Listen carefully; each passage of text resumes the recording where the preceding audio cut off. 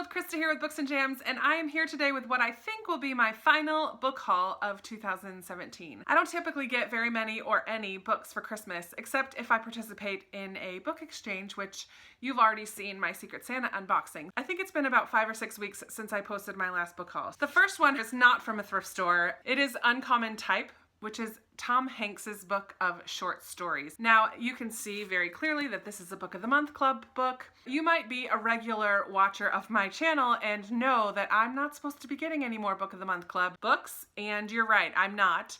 I saw that I had a credit, and I was very excited thinking that someone had used my link to purchase a subscription. But no, the credit is because I was already charged. So I did cancel my recurring charges, and this is officially my final Book of the Month Club pick. So this is a book of short stories written by Tom Hanks, which I'm thrilled about because I think Tom Hanks is spectacular. And it's just about people, everyday people, and the struggles and joys of their lives. The theme that kind of ties them all together is that a typewriter plays a role in each of these stories.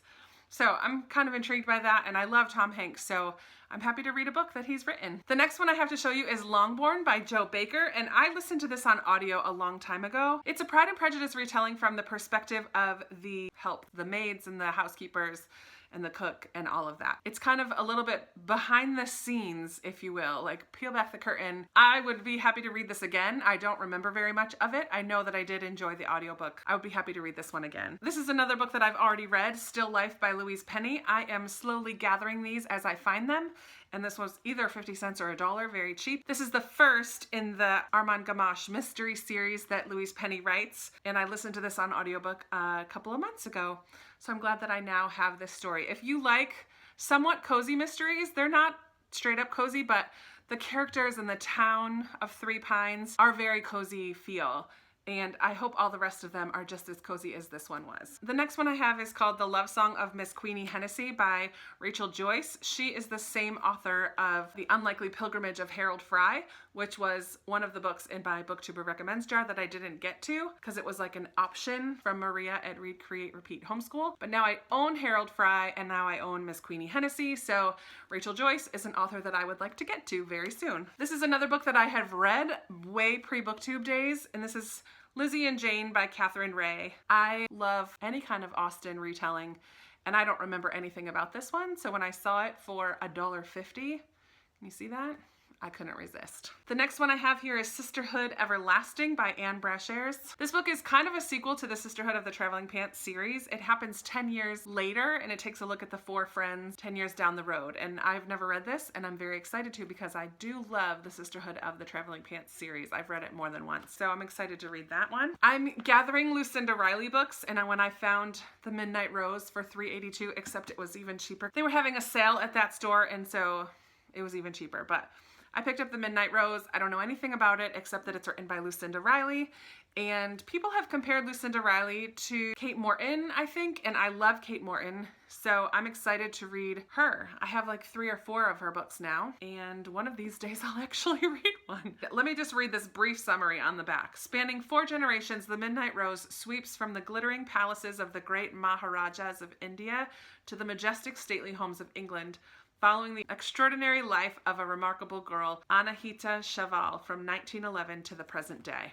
I'm very excited about that. I can't wait to read some Lucinda Reily. The next book I have is The House I Loved by Tatiana deRosnay, and I read her book Sarah's Key, and haven't read anything else by her, but I'm gathering them when I see them for very cheap. This one I've heard isn't as great as her other ones, but it's set in France in 1860, so it's a historical fiction during the time of Napoleon. So there you have it. You know how I love historical fiction. My mom picked up this next book for me. It's called Second Chance by Nancy Henderson. She was at a craft fair at a church or a hall near her house, and this is a local author to where my mom lives, and so she picked up 2 of her books just to support her. She sent one to me. I don't really know anything about it, but thanks, Mom. I found this at my local library on their used book shelf, and I paid $0.25, 25 cents, for the 5th season by N.K. Jemison. This is a fantasy book that has been very popular on BookTube this past year, so I'm looking forward to reading it and seeing what I think. Another author that I'm almost done purchasing all of their works is Fredrik Backman, and this is Beartown, which is his most recent release. I don't know very much about this. I know it involves a small town up in the woods somewhere and an ice hockey team, in particular one boy who has potential to play for the NHL. I don't know much more about it than that, but I know that I like Fredrik Backman's writing, and so I will read anything he writes. I found Same Kind of Different as Me by Ron Hall and Denver Moore, and I believe this was made into a movie, but I haven't seen it yet, and I think this is also nonfiction. It's a memoir. I don't really know anything about this. I know it was very popular for a while, so let me know if you've read this, what you think about it. I picked up Sarah Dessen's Saint Anything for $1.99. Pretty cheap.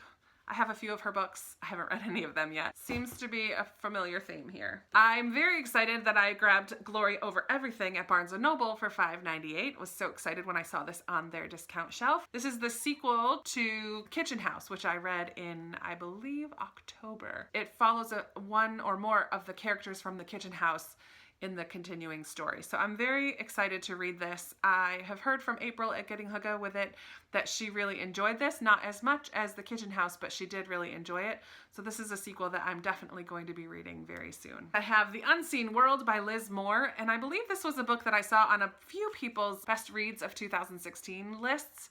So it's one that I'm very much looking forward to. I believe this is kind of a coming of age story about a girl who tries to figure out some secrets that her father has. And so it's a little bit of a family drama and a coming of age story, maybe a little bit of a mystery thriller aspect. I'm not sure. The other day I arrived home and found this box. This is from my friends at HarperCollins Christian Publishing, the fiction guild that I'm a part of. A few years ago, they sent me a big box of books, and they did the same this year. So let me show you what is in this box. First of all, there's a gift here. I think it's a hot mug thing, hot cup. Oh yeah, it says the Fiction Guild, ask me what I'm reading. That's really nice. It's a very pretty rose gold color. Very nice, very shimmery. I feel like that'll be a handy cup to have for teaching and for nannying as well. I'm excited for that. Thank you, Fiction Guild. On to the books.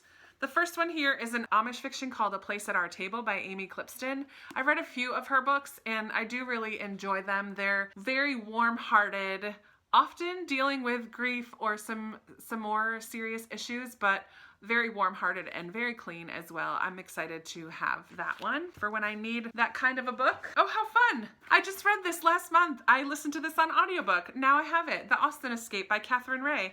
And I just hauled another book by her. Aw, thank you, HarperCollins Christian Publishing. Very, very cool. This is a contemporary book about two friends who travel to England to participate in an Austen escape, where they go to this big, I don't know, not mansion, not plantation, what's that word? Estate. They travel to this big estate in England and take on the character of different Austen characters. What I do love about this that I forgot to say in my wrap-up last month is that one of the main characters is an engineer, and she's fantastic.